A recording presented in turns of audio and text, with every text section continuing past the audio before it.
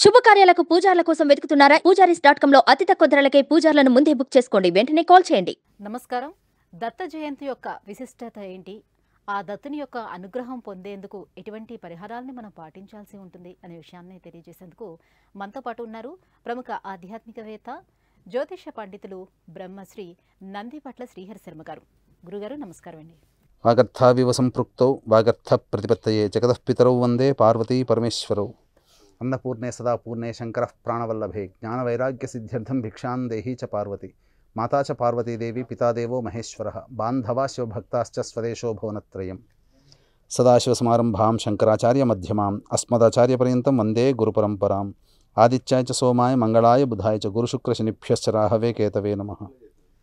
శృంగేరి జగద్గురు పీఠాధిపతులు శ్రీ శ్రీ శ్రీ భారతీ తీర్థ మహాస్వాముల వారికి, శ్రీ శ్రీ శ్రీ విధుశేఖర భారతీ తీర్థ మహాస్వాముల వారికి, కంచికామకోటి పీఠాధిపతులు శ్రీ శ్రీ శ్రీ విజేంద్ర సరస్వతి మహాస్వాముల వారికి ప్రణామములు తెలియజేసుకుంటూ కార్యక్రమాన్ని ప్రారంభిద్దాం.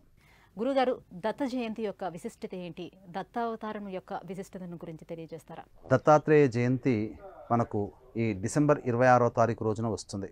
ముఖ్యంగా ఆ రోజు యొక్క విశిష్టత మనం తెలుసుకున్నట్లయితే శాస్త్ర ప్రకారము కొన్ని విశిష్టతలు అనేటువంటివి ఉంటాయి.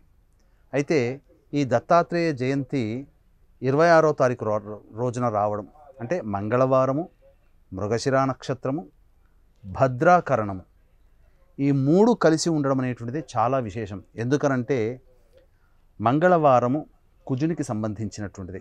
ఆ రోజున ఉన్నటువంటి నక్షత్రము మృగశిరా నక్షత్రము. అంటే కుజునికి సంబంధించినటువంటి చిత్త, ధనిష్ట, మృగశిర నక్షత్రాలు కుజుడు అధిదేవతగా ఉంటాడు.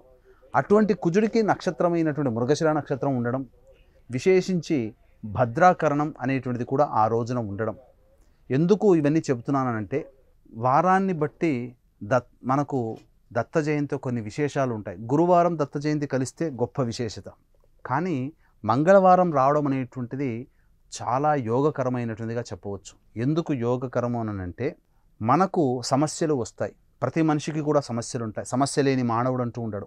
చేసే ప్రతి ప్రయత్నంలో, వృత్తి, ఉద్యోగ, వ్యాపార ప్రయత్నాలలో కావచ్చు, విద్యా ప్రయత్నాల్లో కావచ్చు, వివాహ ప్రయత్నాల్లో కావచ్చు, అలాగే ఆరోగ్య సంబంధించినటువంటిది కావచ్చు, సంతానపరంగా కావచ్చు, దాంపత్యపరంగా కావచ్చు, మానవుడు ఎదుర్కొనే ప్రతి సమస్య కూడా ఆ సమస్యను అధిగమించడానికి ప్రతి ప్రయత్నం చేస్తాడు, ప్రతి మానవుడు చేస్తాడు. కాబట్టి అటువంటి ప్రయత్నంలో వచ్చే ఆటంకాలని తొలగించేటువంటి కార్యక్రమాల్లో భాగంగా కొన్ని కర్మలు మంగళవారం నాడు చేయాల్సి వస్తుంది. కాబట్టి మంగళవారం నాడు చేసేటువంటిది విశేషముగా గొప్పగా చెప్పవచ్చు.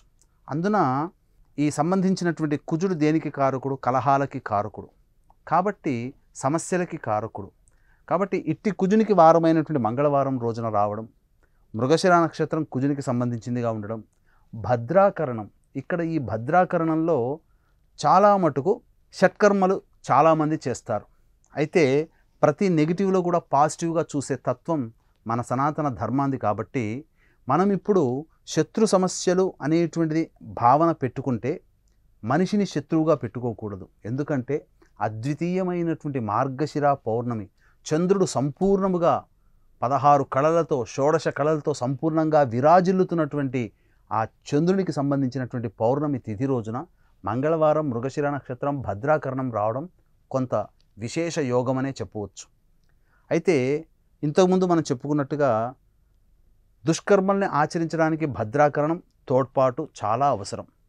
అయితే ఇక్కడ మనం ఆలోచించాల్సినటువంటిది సాటి మనిషిని శత్రువుగా భావన చేయకూడదు.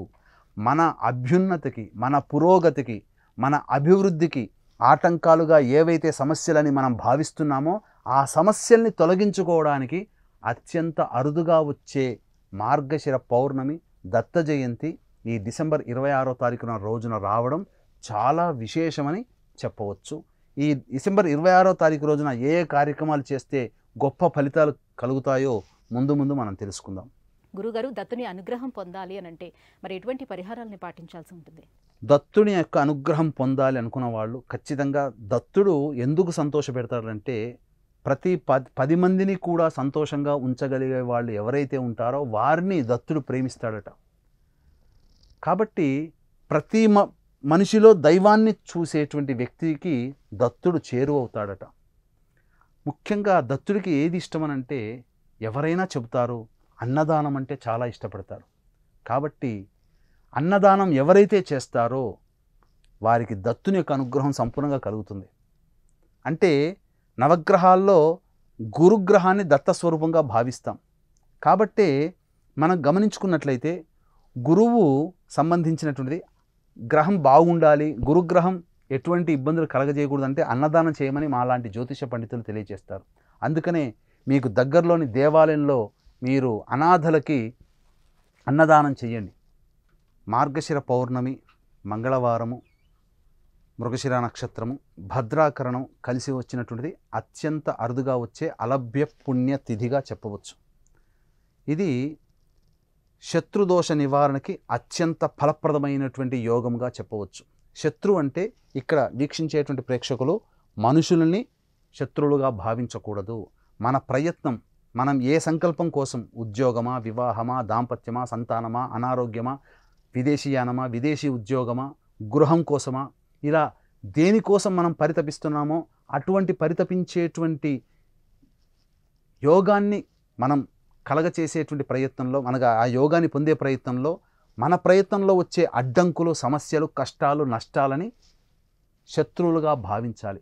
కాబట్టి అట్టి దోష నివారణార్థం ఇటువంటి అరుదైనటువంటి పుణ్య తిథి, యోగము, కరణము కలిసి వచ్చినటువంటి రోజున మా పీఠం ఆధ్వర్యంలో బగళాముఖి హోమము, కార్తవీర్యార్జున హోమము, దత్తాత్రేయ హోమము, లక్ష్మీ మూలమంత్ర సంపుటిత లక్ష్మీ సూక్త హోమం, సుదర్శన హోమం, వివాహం కావాల్సినటువంటి అబ్బాయిలకి అమ్మాయిలకి 18 రకాల హోమాదులు, అలాగే కాశీక్షేత్రంలో దత్త జయంతి రోజున మా పీఠం ఆధ్వర్యంలో మా స్వంత భవనం శ్రీ కామాక్షి నిత్యాన్నదాన ఆశ్రమంలో అన్నదాన కార్యక్రమాలు జరపబడుతున్నాయి.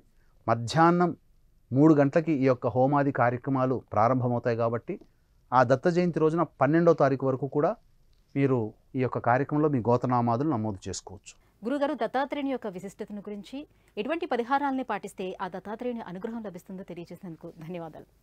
సర్వం శ్రీ ఉమామహేశ్వర పరబ్రహ్మార్పణమస్తు.